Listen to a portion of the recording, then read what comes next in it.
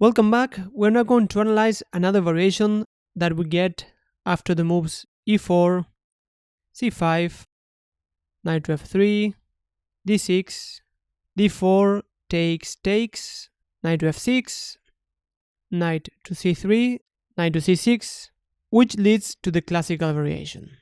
And we're gonna go for the main line, which is to play the move bishop to g5. White has a lot of other possible moves like bishop to c4, for example, but we're going to focus on this idea of playing bishop to g5 and then going for queen to d2 and trying to castle long and mainly f4 ideas. So we're going to see a lot of possible ideas or replies that black has, but the main plan is to go for queen to d2, castle long and f4, just getting space on the center and possibly even launching a pawn storm on the king side with h4. But the main idea is going to be to play this setup of queen to d2, castle long and f4. So here black's main reply is to play e6 that we're going to study shortly. And there's another alternative that I want to briefly mention, which is to play bishop to d7 and develop the queen side. Here the main line goes queen to d2, rook to c8, we castle long.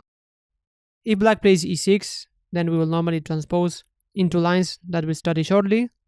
But black can try to take on d4, and after taking on d4, queen to a5, attacks the bishop. Here we can simply retreat. One line might go a6, king to b1, and now black goes for queen to c5. And here we can simply trade queens. And in this particular position, going for f4 doesn't make a lot of sense. We can simply play the move f3, and here white gets a slight advantage. We can continue with bishop to e3, that is going to gain tempo on the rook, and then we can bring the bishop to d4. White has a very good position, no weaknesses, better development, so white has a slight advantage here. That's why black mainly goes for the move e6, and now we go for a plan, queen to d2, and here black has to make an important decision. One way is to play bishop to e7, which is pretty natural, but black tends to play a6 and look for counterplay on the queen side. But let's first study the most natural continuation in my view, which is just to develop and then castle. Here white castles and black castles, and we get this position on which we have opposite side castling. And remember that the main idea is going to be to play the move f4 here. So we see that white has a space advantage on the center, and potentially white will try to push the kingside pawns in order to start an attack. And the move f4 also protects this bishop on g5. So these positions are normally quite comfortable for white. Black normally continues with knight takes d4, and after queen takes, queen to a5. And here in the model game that I chose, white played bishop to c4. Just want to mention that h4 is also interesting, trying to push the pawns. And one common idea that I want to mention is that here after the move h6, there's very often the idea to just leave the bishop there. We don't need to hurry taking on f6 because this bishop is a very strong piece, and we also don't want to activate black's bishop, bring it from e7 to f6. So here taking on f6, for example, wouldn't be very good. This would really help black. Black can even take with the bishop, even if black gives this pawn on d6. Now we see how black pieces get active. Black might take on c3, might also play rook to d8, attacking the queen. So this really helps black and not white. But here in these positions, we could even consider ideas like just waiting, leaving the bishop there, for example, playing the move king to b1, which would improve the king. And taking this bishop here normally is just very risky. So here after taking, the idea is that we can take with the h-pawn. And now we have this open h-file. Just imagine that we bring the queen there, and we are just going to give checkmate very quickly. So this is an idea that you should keep in mind in these positions. So h4 is an interesting move in the position. Bishop to c4 is a bit more solid, as it happened in the model game. The bishop gets active, it also defends the a2 square. And here black managed to develop the bishop with an interesting maneuver by playing the move bishop to d7. e5 looks very strong because after we take and we take, which is what happened in the game, black cannot move the knight without losing material. But black played a very strong move, bishop to c6. This is also another typical idea in the classical variation, and the point is that this pawn is pinned.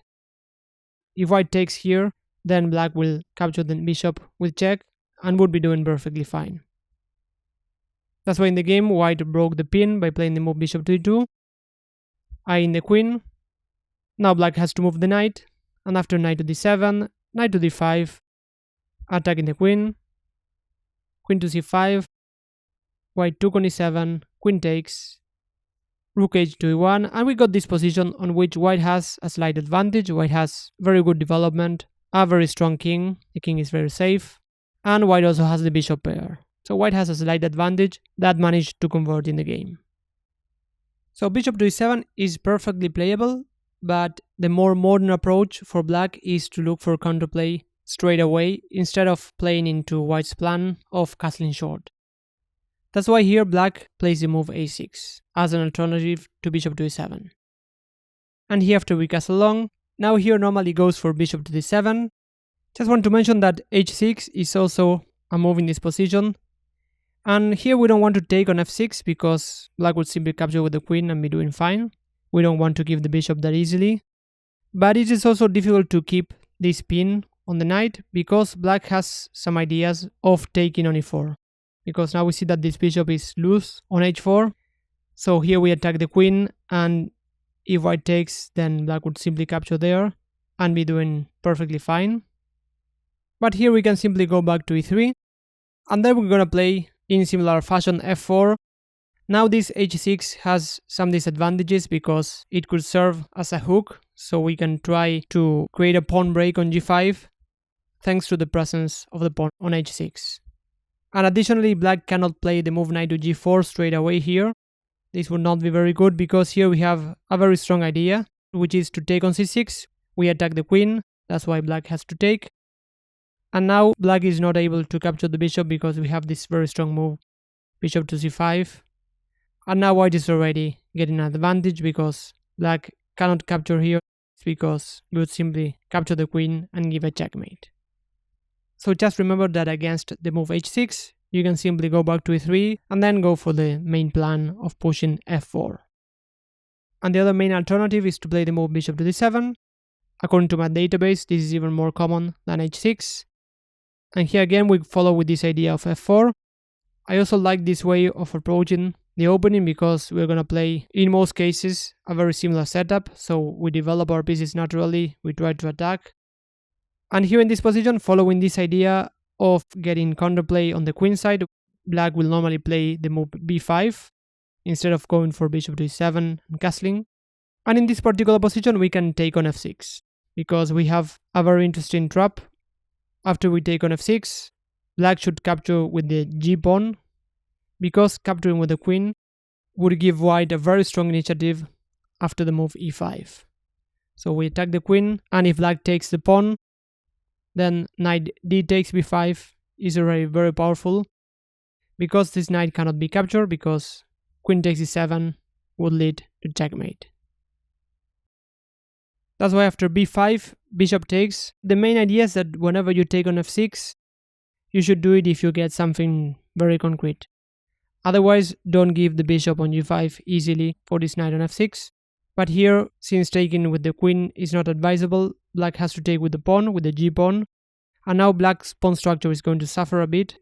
Here we can first improve our king, and then after queen to b6, knight takes, bishop takes, and following a model game played by a former world champion, here comes another very instructive idea, which is to play the move f5. So first of all, black has these pawns that can all be potentially targets, whereas white has a more compact pawn structure. So white has a much better pawn structure, but black has the bishop pair. And additionally, white also has a much better king, at least so far, because this king on e8, if it castles short, is going to be exposed, because the g-file is semi-open. And if it castles long, it may also become under attack because black's pawn structure is worse. So here white played the move f5. White wants to undermine black's pawn structure.